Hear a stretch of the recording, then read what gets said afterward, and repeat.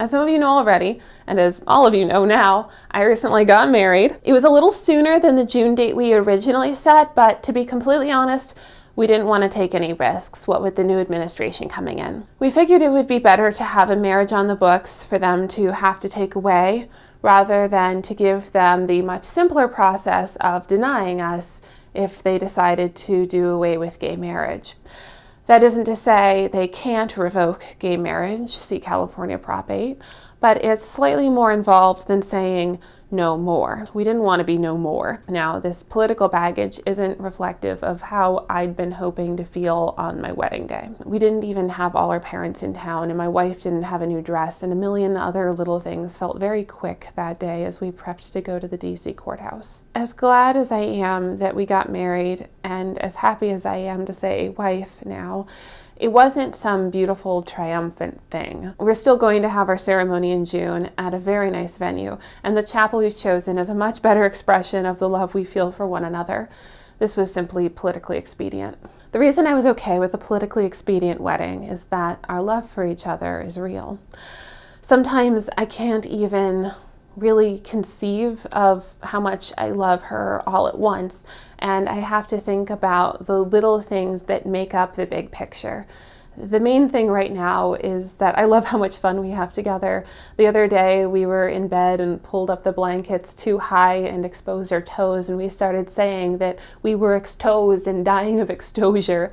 Then it snowed the other day, so we went out sledding, and as we were getting dressed in our cold weather clothes, snow pants became snuppants. Also, we went sledding 2 days in a row, and there were no other adults sledding on that hill, only supervising. It was us and the 10-year-olds. I kept thinking about that post. One day you and your friends went out to play for the last time and you didn't know it. Well, that's not us yet. I'm still going out to play, and I'm a fully adult woman married to a fully adult woman. She is all the hazy wife outlines I could have imagined, and all the joy I could have hoped for, and so much more that I never could have predicted or known that I wanted. I love her terribly, and it took so much looking to find her. I've seen a lot of discourse lately about how dating is terrible and dating apps are terrible. There are a variety of reasons for this, including the fact that these apps are designed to keep you swiping, seeing as that's how they make money.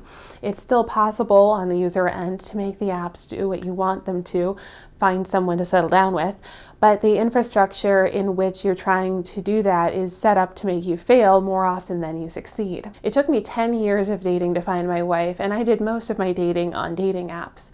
I figure my experiences will only get less relevant with time, so I'm going to make a quick video about how we met and the strategies I used to find her. Part 1, get out of the small town. When I started dating, I was in a small town in North Carolina.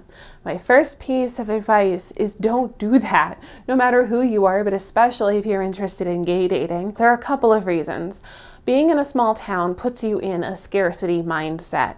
For years, I would think that anyone I went on a date with was my last chance at happiness, and spent so much trying to be everything to everyone, I didn't stop to think about what I wanted, or even the fact that I didn't want to stay in that small town long term. When you're gay in an environment like this, there's so much extra pressure, especially with small-minded people putting in their 2 cents. I heard more homophobic nonsense than you'd probably believe, since most people in 2025 like to forget what 2012 was like. On the milder end, people told me I should go to a different school, literally Gay Jew, which is the anti-Semitic and homophobic nickname for AU, American University, where I did go eventually for my first master's degree, so Then there were the lewd gestures, the speculation on my personal life, and that's just from the people I wasn't trying to date. The number of people who wanted to keep me a secret or wanted a girlfriend in addition to their husbands, again, would shock you. So obviously I got out of there, but the part I want to stress is that I let this lesson inform my next steps. There were lots of places I thought it would be cool to live, including the Virgin Islands, but I had to keep my goals in mind. I had a pretty good feeling I wasn't going to find love on a tiny island, so I made decisions that accounted for my romantic aspirations. In 2017, I moved up to DC for school and found a very different dating scene. For the first time, I had options. There were finally enough people in my dating pool that I could let go of the idea that any date could be my last chance at marriage and happily ever after. And that freed me to find people I actually wanted to date. What's funny about that, if you're familiar with the dating scene in DC, is that this isn't a universal experience. First, there are all the normal reasons that online dating is hard. Most people are straight, and for whatever reason, they have the hardest time finding someone worth keeping. There are about 3 times as many men as women on dating apps, so there literally aren't enough women for all of them. And then the women say that they're not interested in any of them. Plus, there are locationally specific problems too. 2 of DC's main industries are higher education and government, meaning that lots of people move in and out on a pretty strict schedule. If you're here for school dating someone who's here to work for a senator, then neither of you is here for any permanent reason. It reminds me of the time someone broke up with me by moving to New York. I'm not saying she broke up with me around the time she moved to New York. I mean, she moved to New York instead of having this conversation with me. So, I'm not trying to say that DC is the place to be for dating for everyone, just that it was a step up for me. However, not even that was step up enough on its own. Part 2, work on yourself. There's always room for improvement, and one of the most important things you can do is find the things you like and people you like doing them with. I'm talking exercise, media, creative outlets, time outside, taking an interest in others' lives, the art of conversation, cleaning routines that work for you, etc. My wife and I actually lived a mile apart from each other for a year while we were both in grad school, shopped at the same grocery store, used the same library, and may have crossed paths dozens of times without ever knowing it. But I'm not sad we didn't meet and never got talking to each other. I wasn't ready yet, and neither was she. We were 23 years old and still in the process of becoming ourselves.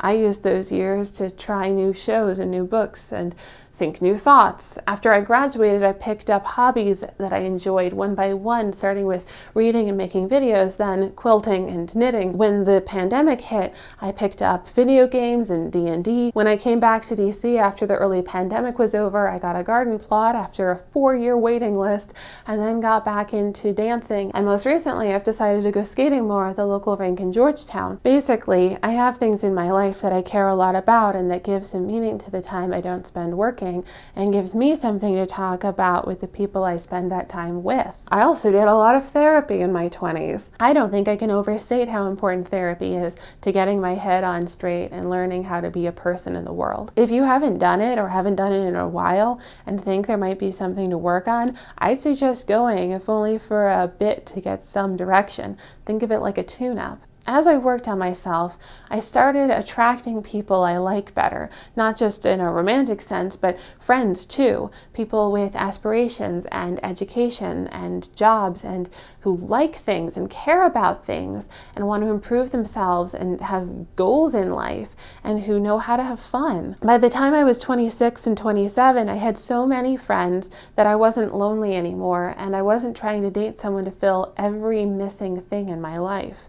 I just wanted to find that special someone who could add something extra, which is a lot less to ask of just one person. Plus, I had people to introduce her to and cool things to talk about, which are also good to have. Part 3. Put in the numbers. The third ingredient of this recipe for success was meeting lots of people. I always do better socially when I have lots of people to choose from. In high school, I had better friends than in my tiny middle school, and in college, I had better friends than in high school. In grad school, I was out of luck because the program had only 24 people, but afterwards, I've been doing great because I have an extended network of friends and friends of friends who are pre-selected and pretty great.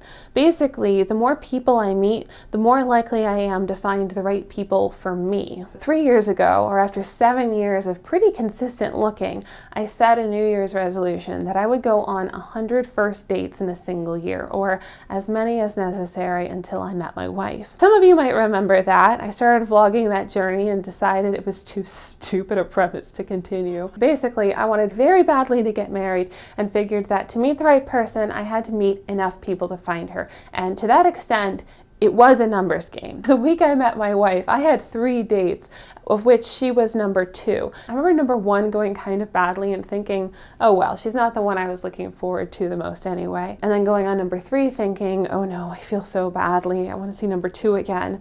And we did, and now we're married. Part 4, date with laser precision. Finding her was also like searching for the needle in the proverbial haystack. What I mean is that there's one person out of a great many of them, and if you waste your time looking through everyone, you're never going to find the right one. You have to find a way of removing some of the straw. For me, that meant getting realistic about the kind of person I wanted to date and marry. I started swiping left a lot more and only started conversations with people I thought might actually go somewhere. Did that mean overlooking some people? Sure, but it also meant not wasting my time sorting through a ton more people who probably weren't right for me. One thing I liked about apps like Hinge, rather than apps like Tinder, is that there are a limited number of right swipes each day. Structurally, that really helps. Because of the more limited capacity to select, you're also incentivized to be very careful with the people you choose. My wife had lots of incredible photos and answers, but the one that sticks out in my mind is her cosplay of Rey from Star Wars. We go to cons now as a pretty regular date. This daily limit also helps in one other way. Because you can only like 8 or 10 or whatever profiles each day, you're incentivized to check in every day to get more swipes in. If you go online each day, you're more likely to keep a conversation going and actually get to the point with more people where you might meet up in real life. So in addition to numbers, precision is also important. You look forever if you're not looking in the right places. Part 5, don't waste your time with the wrong person. One trap I fortunately never fell into, but have seen plenty of people land in, is spending too long with the wrong person. I'm not saying don't give someone a chance, but rather, if you're not attracted to them, if the conversation seems off, if you don't have much in common, if they're pretentious, if they just rub you the wrong way, you don't owe them a second date. You're not setting yourself up for failure because you can't accept another human being's flaws in your life. If you talk to your family or have years-long friendships, you're not incapable of living with other people's flaws. You just haven't met the person whose flaws work for you in a romantic sense. What you're really doing by spending too much time with the wrong person or in a situationship is postponing finding the right person. Maybe you're tired of dating or tired of being alone, and if not dating or not being alone are your goals, then congrats, you're done. But sticking with the wrong person doesn't get you closer to finding the right person. If you want to find the right person, if marriage and happily ever after is your goal, then you're not setting yourself up for long-term success. I never dated anyone longer than a few months before I met my wife, and it's not because I can't keep people around long term. I talk to all my relatives, even the ones whose politics I disagree with, and have years-long friendships.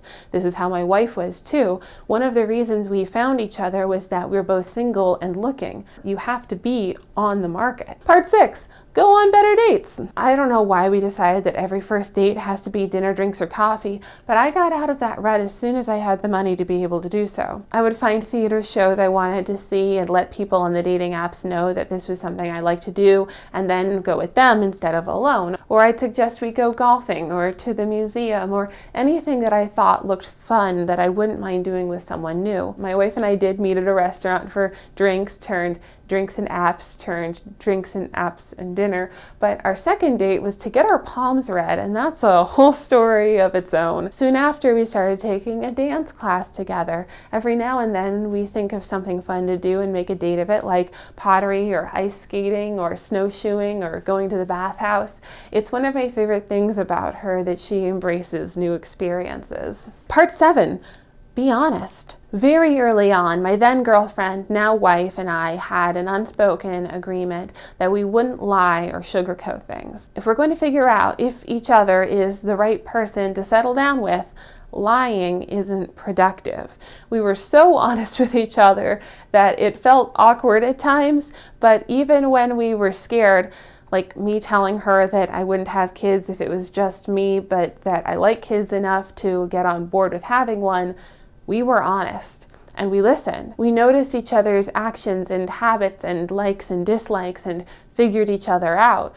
We're still figuring each other out. We're married, but there are still moments where I go, I guess we're still getting to know each other, because we are. We've only known each other for 16 months, plus we'll grow and change forever, and we'll have to keep paying attention to ourselves and to each other. That's pretty much how I met my wife. I put myself in a city where I might meet people, worked on myself, met enough of the right sort of people, did fun things with them, and was honest. The specifics are different for everyone, so if you don't want to move to DC, don't do that. But there's always a way to put yourself in positions to meet people. There are always things you can do to work on yourself. You can always be honest about who you are and the life you want to live, and you can always find the courage to let those wants inform the tangible goals you pursue. Sometimes I look around at my life and think that I'm not just the happiest I've ever been. I have the best life I could imagine having. This story tells some of how I got here.